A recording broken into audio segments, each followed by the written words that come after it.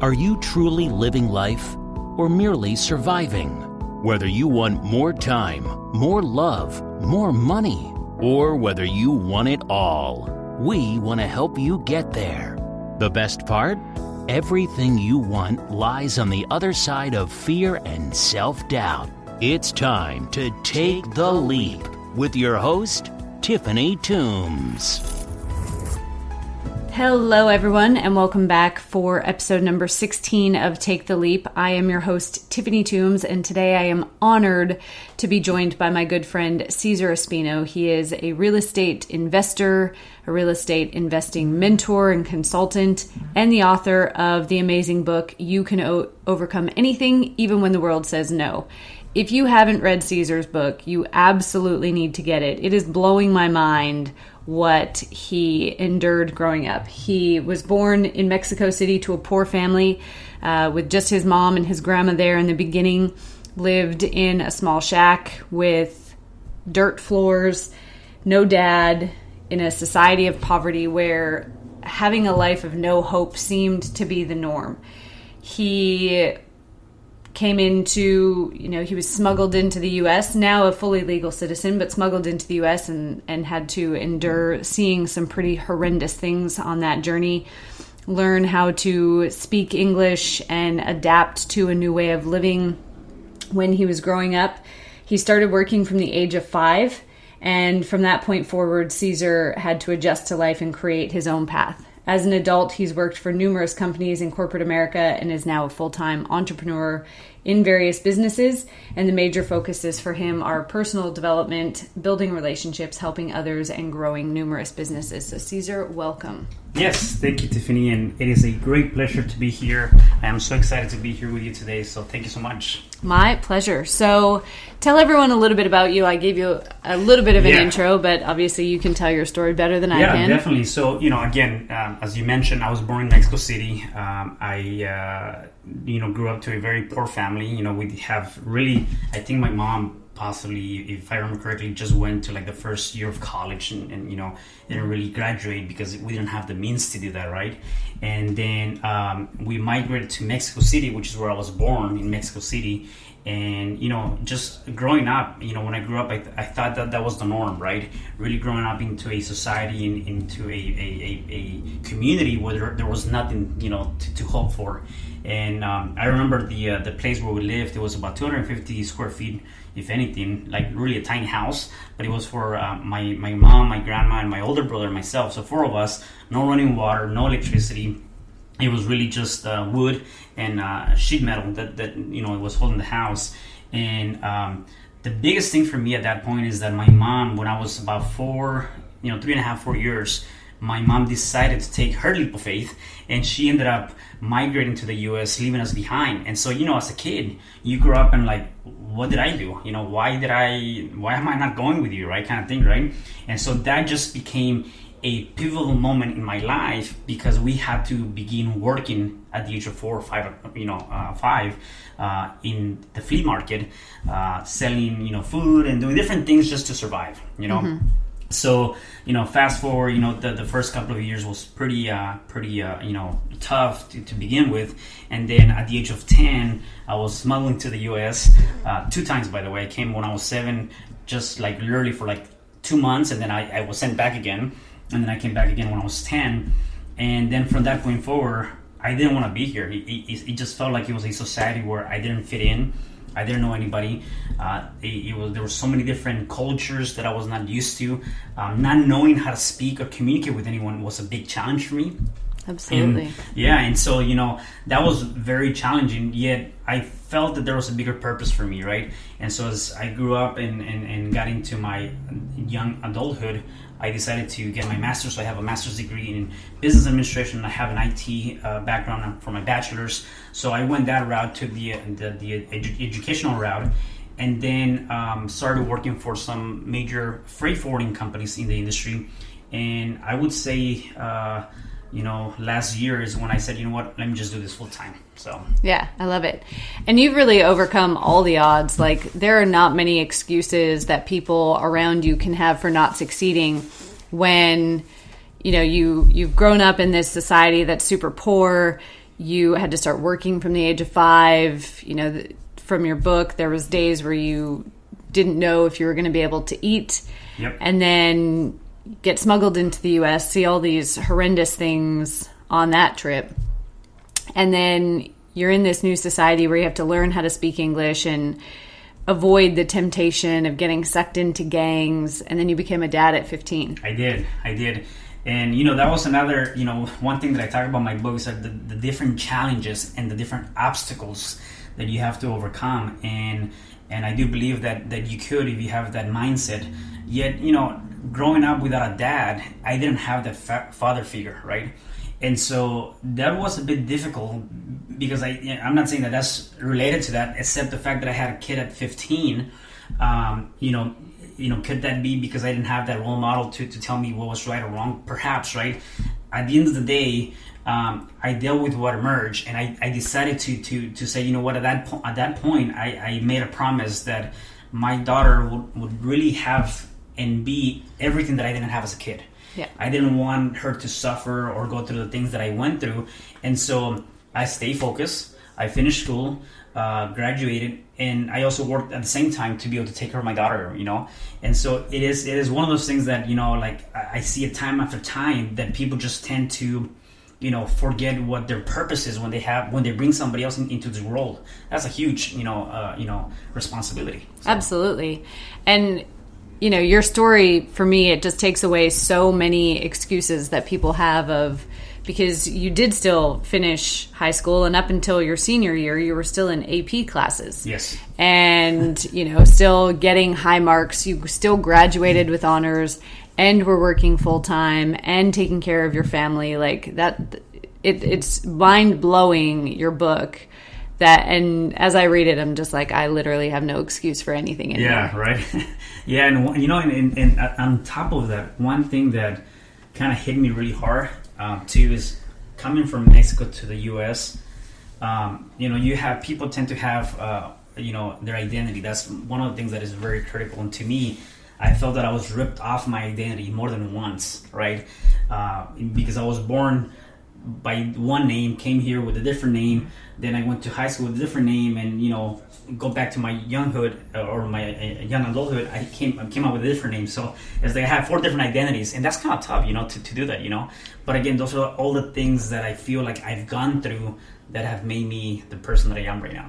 Absolutely. And in a culture such as the Mexican one, where the last name is so sacred, right? I think in North America we can take that for granted sometimes. Some families are stronger than others with their heritage and their last names, but the Mexican culture is very much one of family and honor, and you know, you honor your heritage by having that last name. And so when you have to change it, that changes everything for you. Yes, definitely.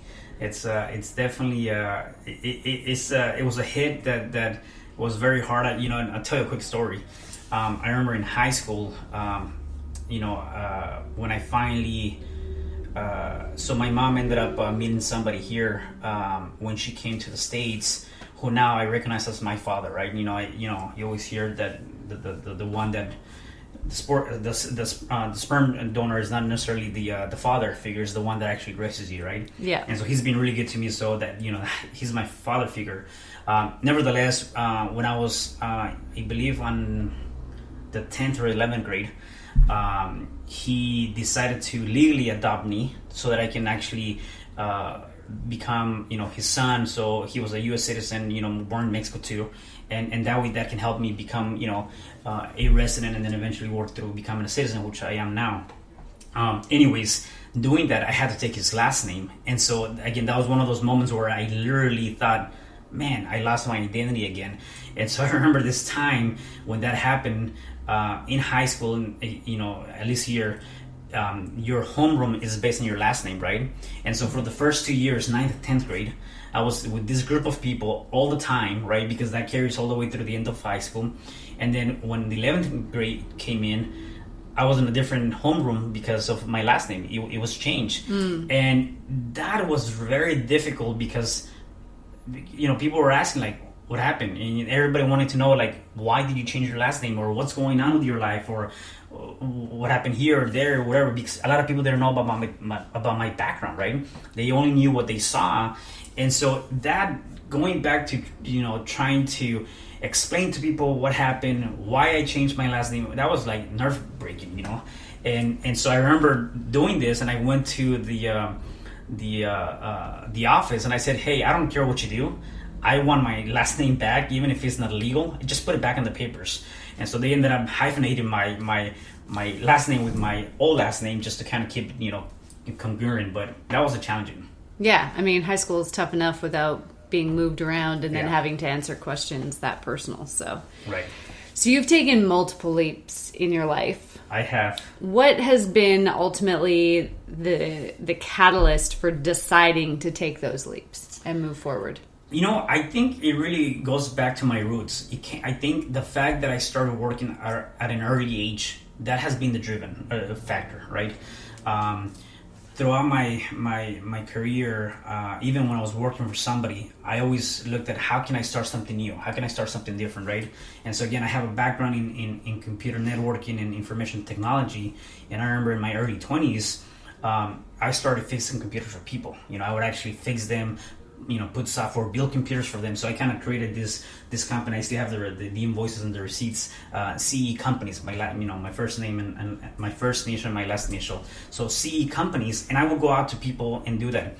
And it was just time after time. I've done so many different things to just do more than what I was able or capable of doing. I just working at a particular job. At one point, I own my own maintenance company, right? So I was doing maintenance for restaurants and businesses and things like that. And to me, I see all of those as little leaps of faith taken here, there, and to kind of get me to where I am right now.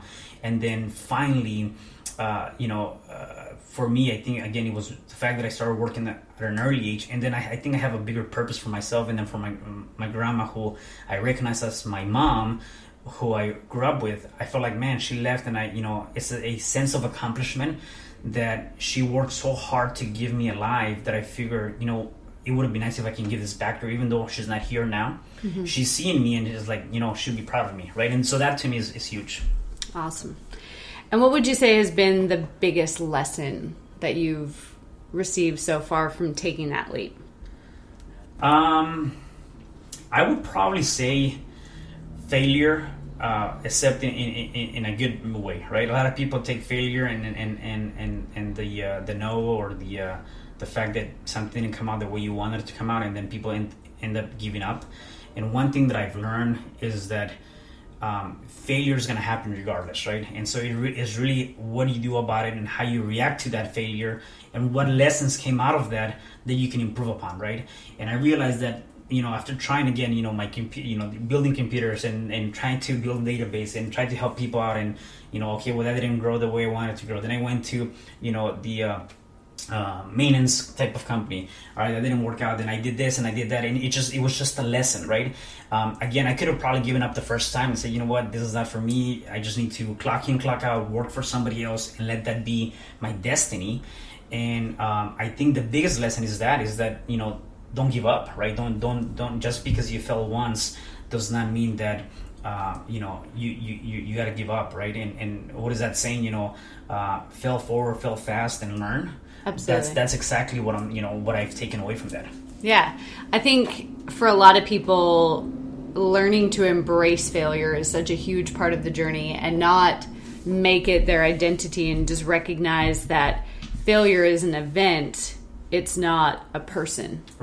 Right? And I think that's where failure derails people, or even the fear of failure derails so many people, is that they identify with it and they take it to mean that something is wrong with them, when in truth, if you look at any entrepreneur out there, successful or not, everyone fails. Yep.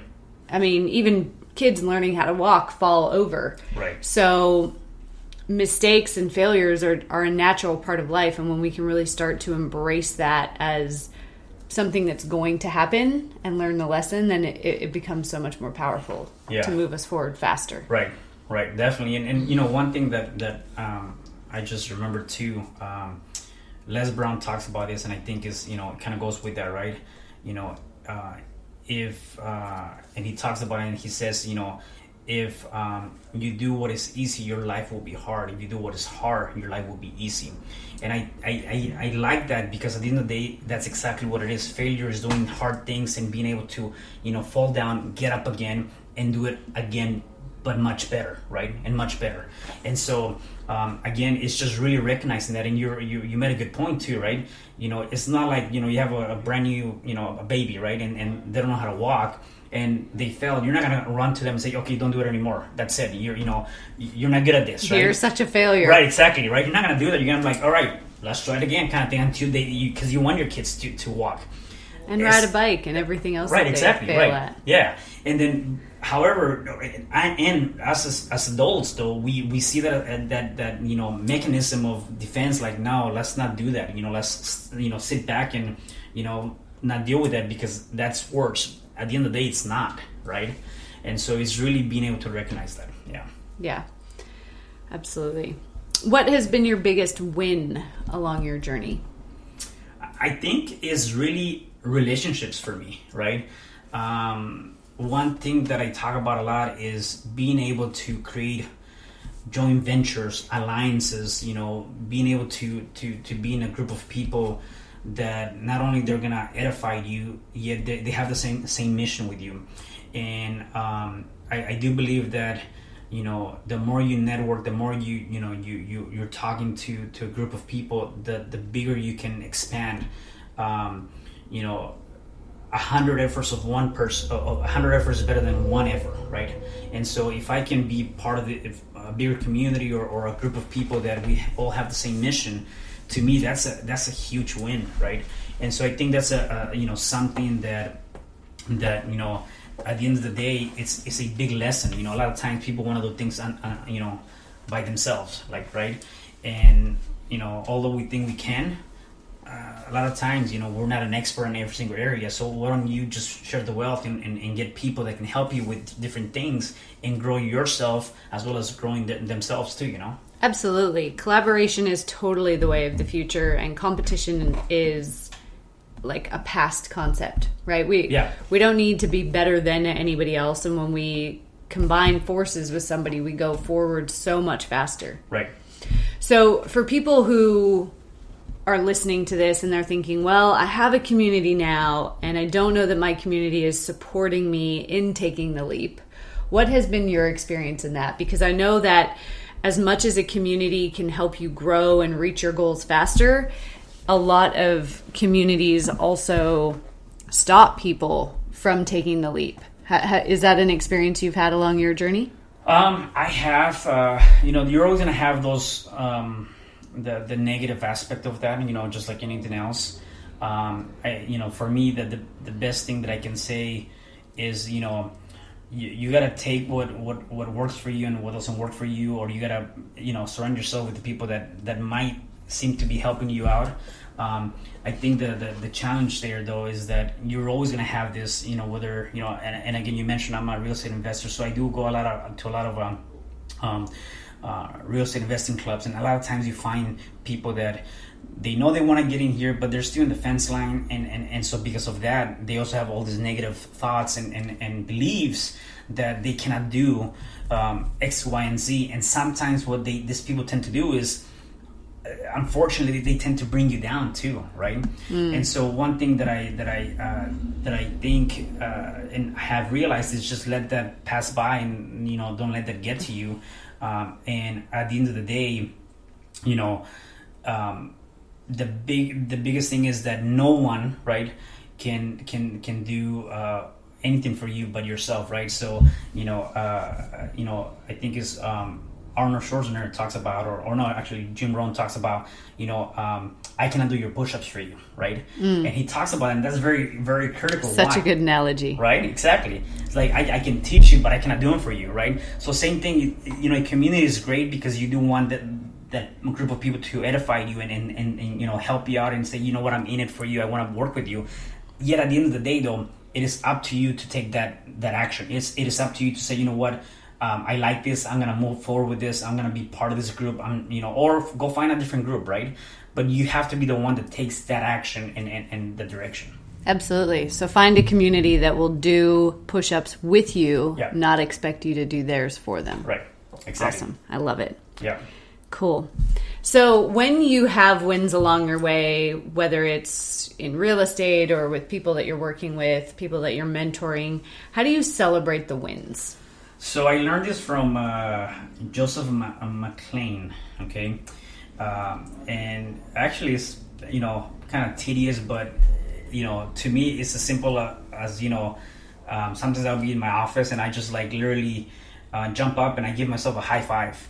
Or I'll reach back and I'll just like, good job, Cesar, right? Again, you have to do that to yourself because if nobody does it, well, why wouldn't you do it to yourself, right? And so it's something minimal, yet to me that's huge. Like if I just did a joint venture with somebody, like I'm gonna scream, I'm going to give myself a high five, I'm going to pat myself on the back and say, you know what, awesome, you just did a joint venture with somebody, or you just came together with a person, or you just won a new customer. Like to me, that's the way that I celebrate, right? Obviously, it's good to go out and have a good time, whatever. But I'm thinking more. Let's go more deeper than that, right? Within you, doing those things is great. One thing that I talk about too in some videos that I've done in the past is, look at yourself in the mirror and say, hey, you know what? You're loved. You're great. You're awesome, right? You did a good job today. And so to me, that's what I do, right? Love it. And I think the value of celebrating wins is so understated in society that we get that win and we just want to move on to the next one because we get addicted to the win. Yeah. And when we skip the celebration, tell me your opinion on this. I think that when we skip the celebration, it actually kills momentum. It does. Yeah, it does. It's just like anything else, right? I think, because then you don't perceive that as being something great. It doesn't matter how big it is, it's still something that you gain. So if you don't celebrate, you're telling yourself like, well, that wasn't that important, right? So why celebrate? Well, in the contrary, I think you should celebrate for anything that has helped you move the needle one step forward, right? Yeah. And it doesn't matter how big it is, as long as it helped you move forward, why not celebrate? Absolutely. What has been your favorite memory from your journey so far? Ooh, that's a good one. I would say, I would say the fact that I decided to take the leap of faith, right? And I'll tell you why. Kind of going back to my job when I was working for a corporation, I was making good money. I had a good job. I was traveling all over the place, and I had this fear of really saying like, can I really do this? Should I even do this? Right? I mean, I've done little companies here and there, yet still relying on that paycheck, right? And I remember that memory because at first I thought about doing this the beginning of the year in 2018, and it took me literally 11 months to do it because of fear, and I let that get in the way. And so I think about it and I'm like, you know what, I should have done it when I first said I was going to do. And so it's a good memory because it reminds me again of the fact that that fear is always going to be there, yet it's only going to be the power that you give it, right? And so if you don't let that take the best out of you, you can do really anything, right? So to me, that's a memory that it's just actually a good reminder. It's not a negative reminder. It's a good reminder that I can do really anything. Awesome. I love it. And it's a good reminder for everyone else, right? Yeah. The unconscious mind doesn't know the difference between you and me. So when I see you winning, then I know it's possible for me. Right. Yep. So last question, what advice would you have for other people who are wanting to take the leap? They're sitting on the fence. They don't know how to get started. They have that fear of failure, whatever it is that's holding them back. What would your advice for them be? My advice is that at the end of the day, it has to be structured, right? And what I mean by that is that, every risk, there's always going to be a risk, right? There's always going to be fear. But it has to be a measurable risk or a measurable fear. So, if you're on the fence line, you have to just take action, right? And it's not as simple as just taking action. Have a game plan, right? And that's what I'm talking about, being measurable. Again, there's always going to be fear. and the risk, and there's good risk and bad risk, right? I've lost money in my real estate investing when I first started just because I didn't have the right tools, right? And so, I think you have to be around people that can help you out, go out to meet up groups, go out to seminars. I know a lot of people are like, seminars again. I'm like, yeah, they can help you, right? Because you're going to find that drive.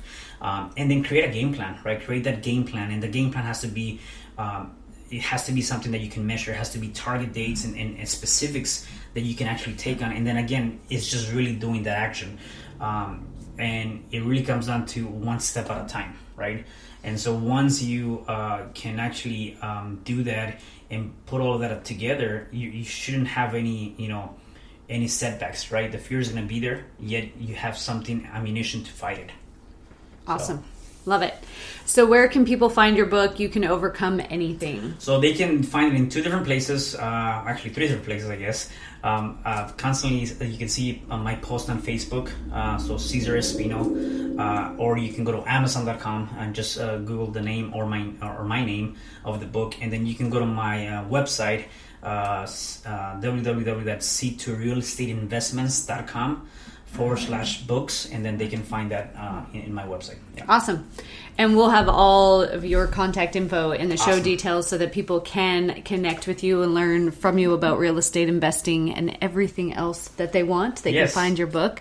Thank you so much for joining me. It's been great having you, and I highly recommend that you go and pick up Cesar's book, if nothing else, for just a kick in the butt to know that you literally have no excuses. If someone grew up without a father, living in a house, a little tiny house with a dirt floor, wood and sheet metal holding the house up, and has been able to have the success that Cesar has, then we all have hope for us. Yep, definitely. So I really appreciate it. Thank you so much for having me on your show, and thank you.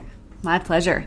So I will be back again next week. As always, if you need some additional support in taking your leap or restructuring your mind so that you can take that leap, head over to www.limitlessplaybook.com. I have a free 10-day training over there for you. And if you are listening to this on iTunes, I would love for you to leave me a review so that I can reach more people and spread the good word about taking the leap. I will be here again next week with another great episode teaching you how you can take the leap in your own life. Have an amazing week full of abundance and prosperity, and we will talk to you soon.